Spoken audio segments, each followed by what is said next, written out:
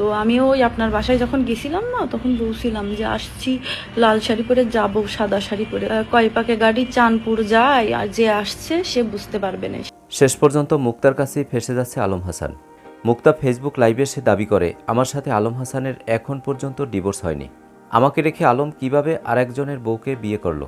মুক্তা আলম হাসানকে বারবার সতর্ক করে যাচ্ছে, আপনি এবার থামুন, আপনার এসব নোংরামির পরিণতি খুব খারাপ হয়ে যাবে, আপনার পাপের পরিমাণ অনেক ভারী হয়ে গেছে। দর্শক, চলুন আলম হাসানকে নিয়ে মুক্তার হুঁশিয়ারিমূলক কথাগুলো শুনে আসি। আর মুক্তা আপনার সাথে ঝামেলা হয়েছে, এরকম বহুত হয়েছে, আপনি খুব ভালো করেই জানেন। তো মুক্তার একটা ভাতার ধরিনি, আর ভাতার ছেড়ে এসে আরেকটা বিয়ে করিনি, রানিং হাজবেন্ড রেখে তাকে ডিভোর্স পেপার না দিয়ে। তো আসলে আপনার মুখে এত বড় বড় কথা মানায় না। আর যারা বিয়ে করছেন তাকে সবার সামনে নিয়ে আসে। আপনি সবার কাছে একই কথা বলেন, আমি ভুল করিনি, কোনো কিছু করিনি।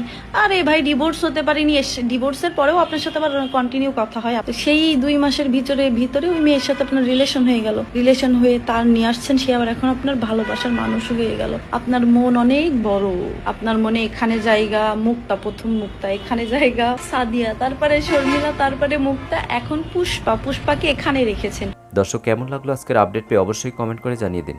আর ভিডিওটি যদি ভালো লাগে লাইক, কমেন্ট, সাবস্ক্রাইব করে আমাদের পাশে থাকুন। ধন্যবাদ।